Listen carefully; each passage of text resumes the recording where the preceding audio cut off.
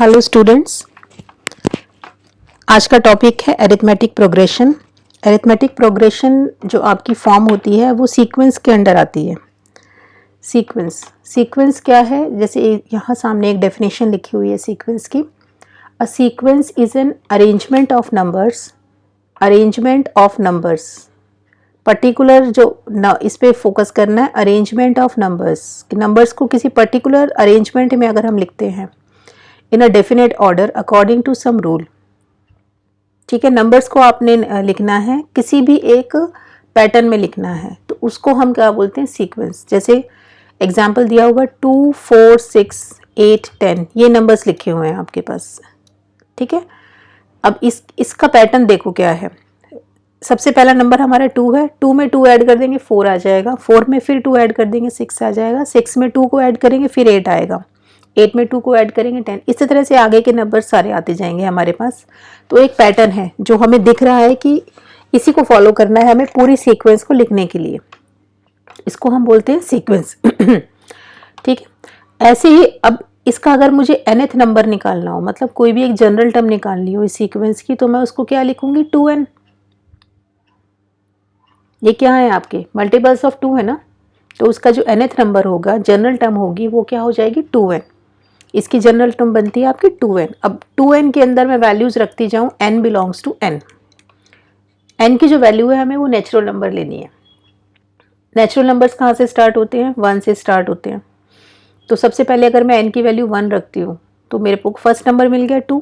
n की value 2 रखती हूँ तो सेकेंड नंबर मिल गया। n की वैल्यू 3 रखती हूँ तो मुझे थर्ड नंबर मिल गया। इस तरह से मैं वैल्यूज रखती जाऊँ n की, तो मुझे पूरी सीक्वेंस मिल जाएगी।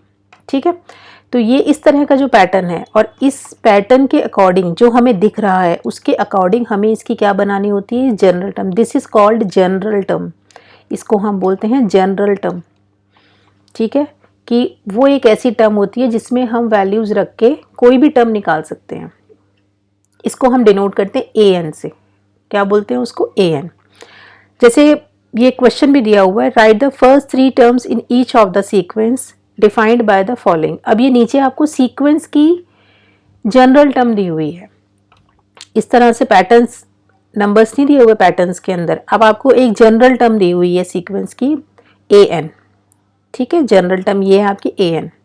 अब an में आपको वैल्यूज रखनी है और आपको फर्स्ट, सेकेंड और थर्ड टर्म इसकी निकालनी है। जैसे an दिया हुआ है इसमें 3n + 2। Putting n is equal to 1, 2 and 3 we gate.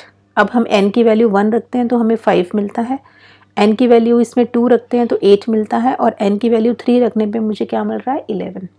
ठीक है, तो इस जनरल टर्म में जैसे जैसे मैं n की वैल्यूज़ रखती जाऊंगी मुझे टर्म्स मिलती जाएंगी। ये जनरल टर्म किसी भी फॉर्म में हो सकती है। जैसे इसमें दिया हुआ 3n + 2, नेक्स्ट में हमें दिया हुआ n² + 1। n² + 1 में भी 3 टर्म्स निकालनी है, तो हम क्या करेंगे? n की वैल्यू एक बार 1 पुट करेंगे तो a1 आ जाएगा मेरे पास 2। n की वैल्यू 2 पुट करेंगे तो मेरे पास आ गया 5। n की वैल्यू 3 पुट करेंगे तो मेरे पास आ गया 10। इस तरह से मैं वैल्यूज़ रख के क्या निकाल सकती हूँ? कोई भी टर्म निकाल सकती हूँ। और इसकी हम कोई भी टर्म निकाल सकते हैं। अगर वो पूछे कि 10th टर्म निकालो, ये सारी टर्म्स नहीं पूछी है, उसने कहा है 10th टर्म निकालो, तो मुझे क्या करना है? n की वैल्यू इसके अंदर क्या पुट करनी है? 10 पुट करनी है। 10 पुट करते ही मुझे a10 मिल जाएगा। ठीक है, 100th टर्म पूछी जाए अगर, तो मैं इसमें n की वैल्यू 100 पुट कर दूंगी तो मुझे 100 टर्म मिल जाएगी। तो इस तरह से according to this question the first 3 terms are 5, 8 and 11, और इसके अकॉर्डिंग है the first 3 terms are 2, 5 and 10। ठीक है, ये अभी हम सीक्वेंस की बात कर रहे हैं कि कोई भी सीक्वेंस दी हुई है। अब सीक्वेंस की ही एक फॉर्म होती है अरिथमेटिक प्रोग्रेशन। सीक्वेंस की कई फॉर्म होती हैं, लेकिन आपके सिलेबस में क्लास 10 के अंदर सिर्फ अरिथमेटिक प्रोग्रेशन है, तो हम उसी की बात करेंगे। हायर क्लासेस में और भी हैं ज्योमेट्रिक प्रोग्रेशन, तो अभी हम सिर्फ बात करेंगे अरिथमेटिक प्रोग्रेशन की। अब अरिथमेटिक प्रोग्रेशन क्या होता है? इसमें भी नंबर्स किसी पर्टिकुलर पैटर्न में ही लिखे होंगे। A sequence a1, a2, a3 up to an is called an arithmetic progression. ठीक है, is called an arithmetic progression. और ये जो टर्म्स दी हुई है, these are terms. a1 is first term, a2 is second term, a3 is third term and an is last term. Last term जो है इसको हम an बोलते हैं। ठीक है, this is the last term. If there exist a constant number D such that, अब इसके अंदर डी का रोल है इंपॉर्टेंट, इसमें क्या होता है, एक कांस्टेंट नंबर होता है D, such that A2 is equal to A1 plus D. अब हम A1 तो हमारा फिक्स्ड है, A1 फिक्स्ड है, उसमें कुछ नहीं करना है। A1 में आपको D ऐड करना है, A2 मिल जाएगा। A2 में आप D को ऐड करोगे, A3 मिल जाएगा। A3 में आप D को ऐड करोगे, A4 मिल जाएगा। मतलब लास्ट टर्म के अंदर आपने D ऐड करना है, आपको नेक्स्ट टर्म मिल जाएगी। ठीक है, इस तरह से टर्म्स आपको मिलती जाएंगी। A3 A4 is equal to A3 plus D, और AN जो लास्ट टर्म होगी, ऑब्वियसली लास्ट टर्म जो होगी आपकी AN, उससे प्रीवियस टर्म क्या होगी AN माइनस वन, AN से पहली टर्म क्या होगी AN माइनस वन। तो AN माइनस वन में D को ऐड करेंगे तो हमें AN मिल जाएगा। कोई भी टर्म अगर निकालनी है मुझे, मान लो A10 निकालनी है तो A9 प्लस डी, उससे प्रीसीडिंग टर्म के अंदर हमें D को ऐड करना है। ठीक है, तो हमें क्या मिल जाएगी टर्म, मतलब इस D का इंपॉर्टेंट रोल है इसके अंदर। This D is very important in arithmetic progression, क्योंकि सारा खेल D का ही है इसके अंदर। The constant D is called the common difference. इसको क्या बोलते हैं हम, कॉमन डिफरेंस।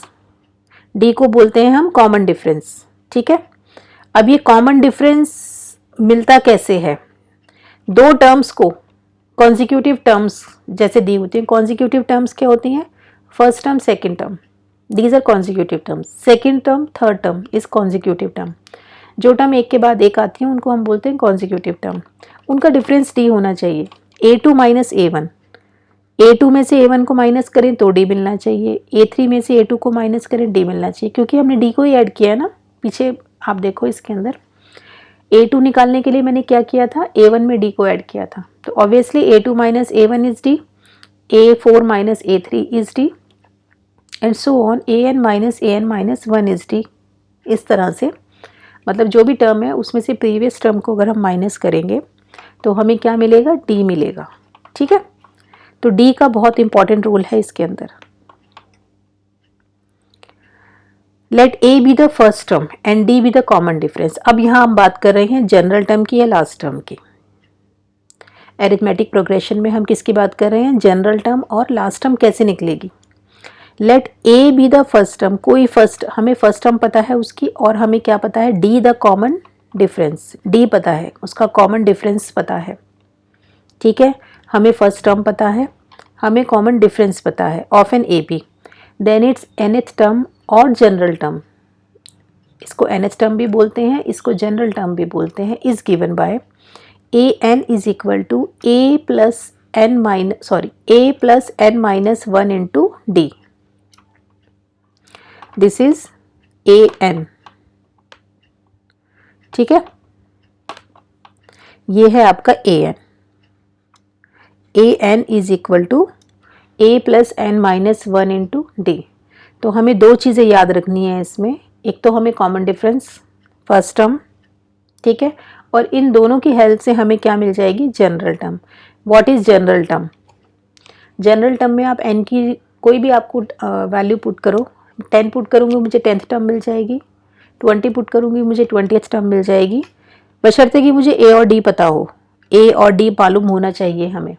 A और D अगर पता है तो हम उसकी कोई सी भी टर्म निकाल सकते हैं जो भी क्वेश्चन में पूछा जाए। ठीक है, क्वेश्चन पे आते हैं कि क्वेश्चन किस तरह से करना है इसका। देखो, the first term of an AP is -7 and the common difference is 5। Find its 18th term and the general term.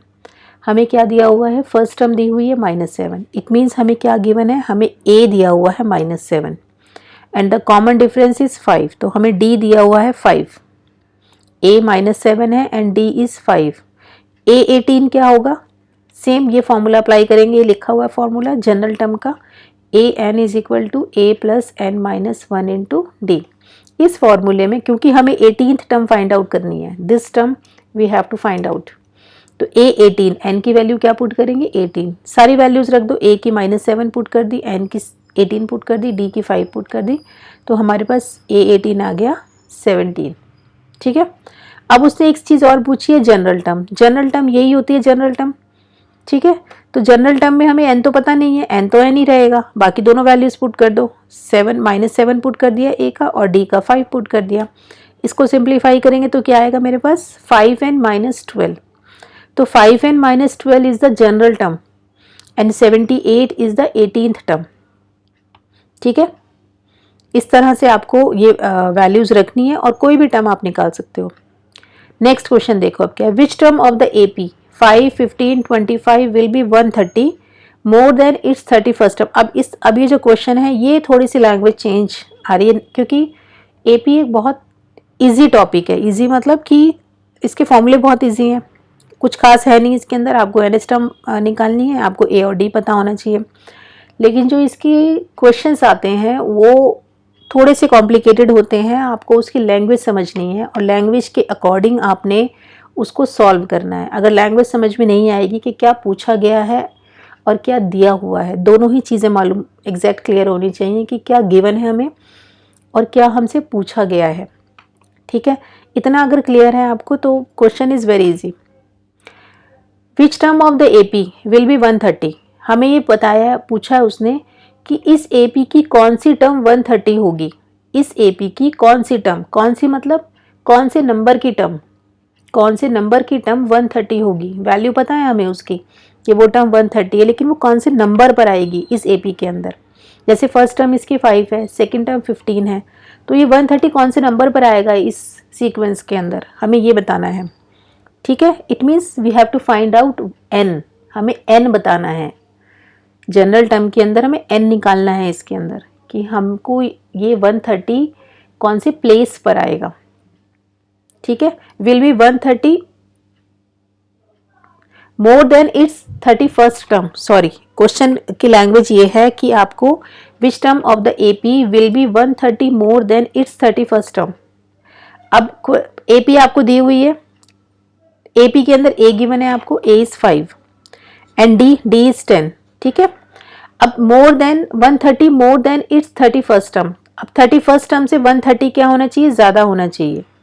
जो भी 31st टर्म आएगी इसकी उससे 130 ज़्यादा होना चाहिए। ठीक है, पहले तो ये निकालते हैं कि 31st टर्म से 130 ज़्यादा कितना आ रहा है। तो A31 निकाला हमने, A31 ए पता है आपको कितना है 5 है, डी पता है आपको 10 है, सारी वैल्यूज पुट कर दो, हमारे पास आ गया 305। A31 is 305। ठीक है, NH term of the given AP be 130 more than its 31st term. अब जो ये वाली टर्म हमसे पूछी गई है वो इसकी 305 प्लस 130 होना चाहिए।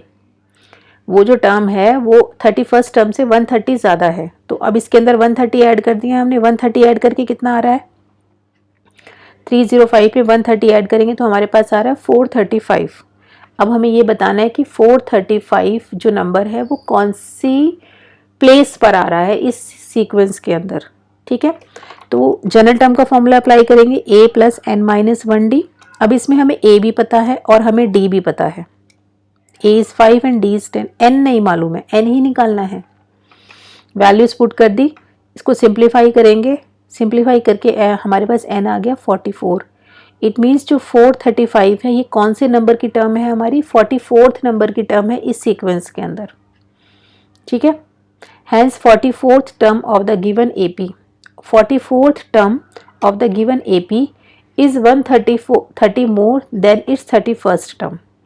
31st टर्म से 130 ज़्यादा कौन सी टर्म है आपकी 44th टर्म है। इस तरह से AP के अंदर जो क्वेश्चंस हैं वो बहुत डिफरेंट तरीके के आते हैं, बहुत डिफरेंट लैंग्वेज होती है क्वेश्चन की। पहले आपको वो लैंग्वेज समझनी है, आपको ये देखना है कि उसमें क्या दिया हुआ है और क्वेश्चन के अंदर ही आंसर होता है, क्वेश्चन के अंदर ही आंसर होता है, आपको क्वेश्चन समझ में आना चाहिए। नेक्स्ट क्वेश्चन देखो, the sum of 5th and 9th term of an AP is 72 and the sum of 7th and 12th term is 97। Find the AP। अब AP फाइंड करने का मतलब क्या होता है, AP फाइंड करने का मतलब होता है हमें उसका A पता हो और उसका D पता हो, क्योंकि A और D अगर पता है तो आपके पास पूरी AP सामने आ जाएगी। A पता है और D पता है, A फर्स्ट टर्म हो गई, फर्स्ट टर्म में D को ऐड करोगे सेकंड टर्म आ जाएगी, सेकंड टर्म में D को ऐड करेंगे थर्ड टर्म आ जाएगी। तो बेसिकली हमें क्या निकालना है, जो इन्फॉर्मेशन हमें दी हुई है उससे हमें क्या फाइंड आउट करना है, हमें फाइंड आउट करना है A और D। दिया क्या हुआ है, sum of fifth and ninth term, ठीक है, sum of fifth and ninth term. अब इसमें हम एज्यूम कर लेते हैं let A be the first term, A be the first term and D the common difference of the A P. It is given that A5 plus A9 is 72, ये दिया हुआ है हमें।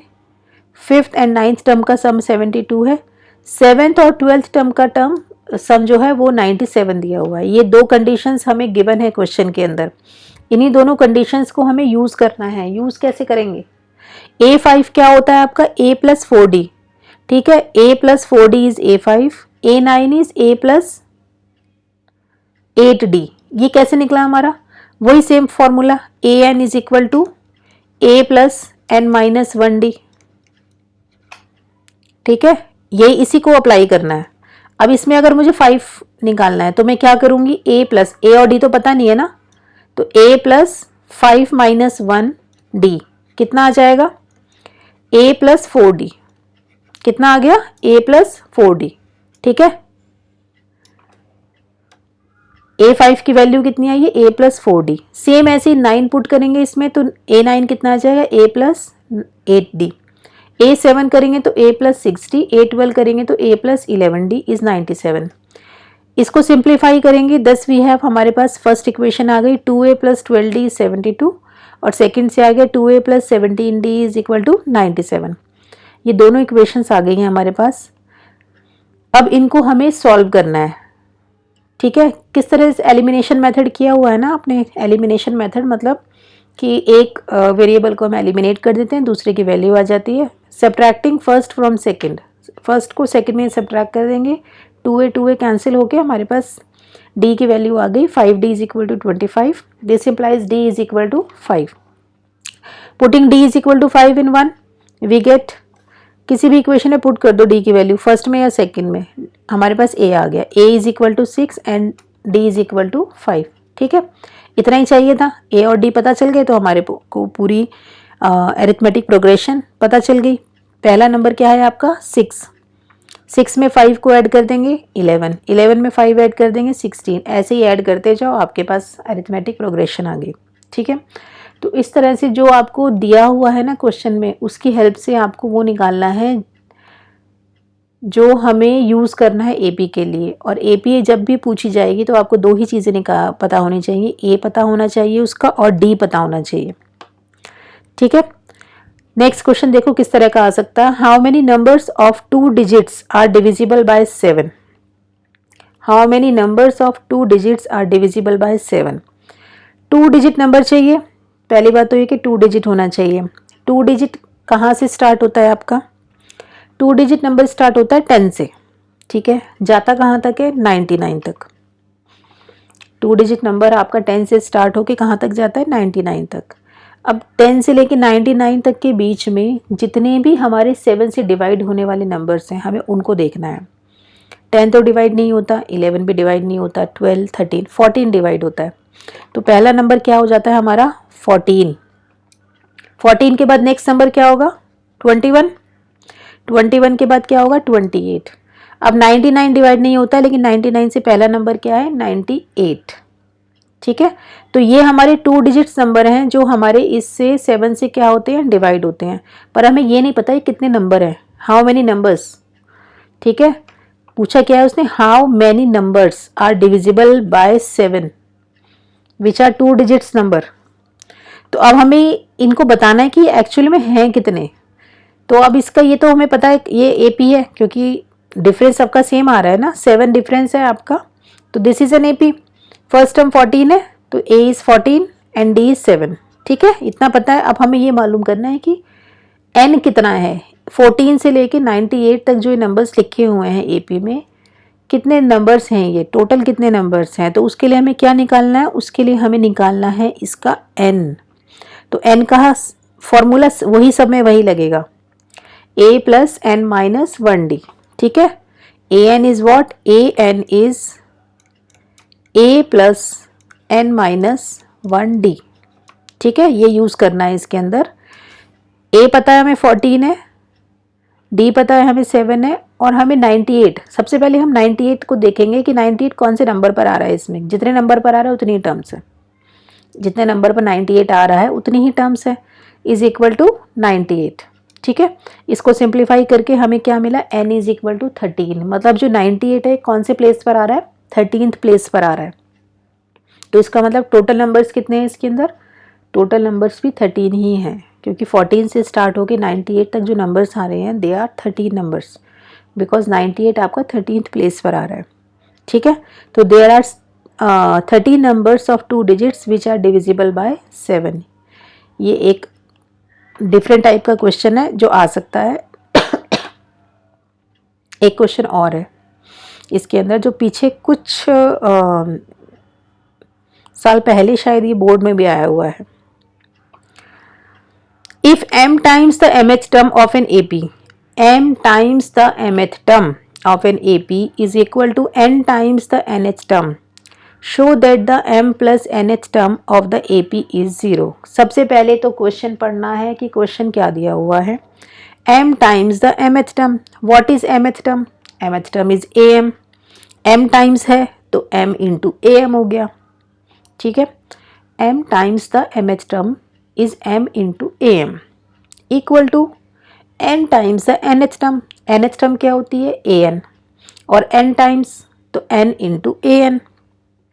क्लियर है, ठीक है, m times am is equal to n times an। पूछा क्या है हमसे, ये पूछा है m plus nth term of AP is 0। m plus nth term जो होगी वो आपकी 0 होगी। ठीक है, क्वेश्चन देखते हैं। Let a be the first term and d the common difference. ये तो आपको यूज़ करने से पहले हर क्वेश्चन में लिखना ही है कि हम इसमें फर्स्ट टर्म a को ले रहे हैं और d हम ले रहे हैं कॉमन डिफरेंस को of the given AP।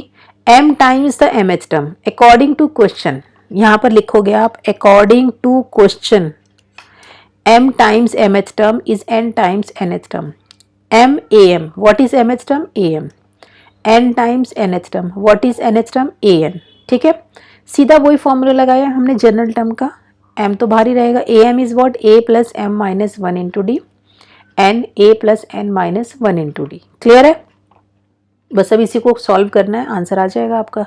Solve कैसे करना है देखो,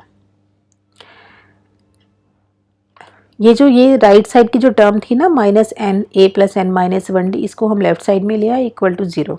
ठीक है, अब हम क्या करेंगे, अब हम इसको पूरे को मल्टीप्लाई किया है, क्या किया है, पूरे को मल्टीप्लाई कर दिया आपस में, जो जो जिससे मल्टीप्लाई हो रहा है, जैसे m am से मल्टीप्लाई हो रहा है, n a से मल्टीप्लाई हो रहा है। ठीक है, तो दोनों में से a कॉमन आके हमारे पास क्या आ गया, m माइनस n, m आपका m माइनस 1 डी। ठीक है, और ये n आपका n माइनस 1, ये मल्टीप्लाई हो रहा है, d कॉमन है, ये ले लिया अंदर।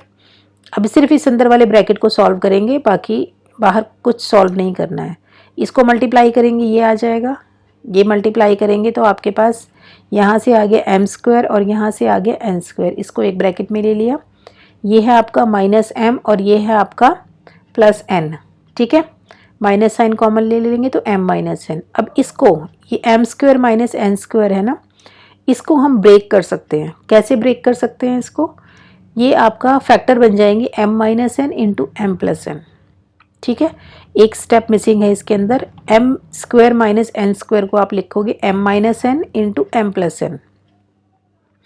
m माइनस n आपका कॉमन आ जाएगा, m माइनस n यहाँ से कॉमन आएगा तो इसको बाहर ले लिया। अंदर क्या बचेगा, यहाँ से m प्लस n और यहाँ से क्या बचेगा, माइनस 1। ये स्टेप ध्यान से देखो कि इसके अंदर क्या किया हुआ है। यहाँ पर इसने ये किया है, m square minus n square को इसने ब्रेक किया है m माइनस n और m प्लस n में, माइनस m माइनस n। ये इस स्टेप के बाद ये आएगा, इसके बाद आपका ये वाला स्टेप है, यहाँ पर सिर्फ इस पर्टिकुलर इस पोर्शन के लिए लिखा है मैंने ये। ठीक है, ये आ गया, बाहर है आपका डी तो बाहर ही रहेगा, उसको कुछ नहीं करना है। अब ये m माइनस n दोनों में से क्या आ रहा है, कॉमन आ रहा है, तो इसको यहाँ बाहर ले लिया कॉमन, m माइनस n। अंदर क्या बचेगा, ये m प्लस n बचेगा एक तो, और माइनस 1 बचेगा, तो m plus n minus 1 D. ठीक है, क्लियर है इतना। अब m एक टर्म तो आपकी ये है पूरी और एक टर्म है आपकी ये वाली पूरी। दो टर्म से, एक ये टर्म है एक ये टर्म है, इन दोनों में से भी m माइनस एन कॉमन आ रहा है, तो उस m माइनस एन को हमने बाहर ले लिया। तो फर्स्ट टर्म से क्या बचेगा a, और सेकंड टर्म से क्या बचेगा m plus N minus one d. ठीक है, अब ये फैक्टर्स बन गए, एक फैक्टर ये है और एक फैक्टर ये है, और दोनों का प्रोडक्ट किसके इक्वल है, जीरो के। तो either this term is zero और this term is zero. This term can not be zero, क्योंकि ये अगर जीरो हो गया, if m minus N is zero, तो हमारे पास क्या हो जाएगा, m is equal to N. तो इसको तो हम जीरो नहीं ले सकते, m minus N can not be zero. तो क्या जीरो होगा, ये वाली टर्म जीरो होगी, सेकेंड वाली ये टर्म जीरो होगी, and this term is a m plus n is equal to zero.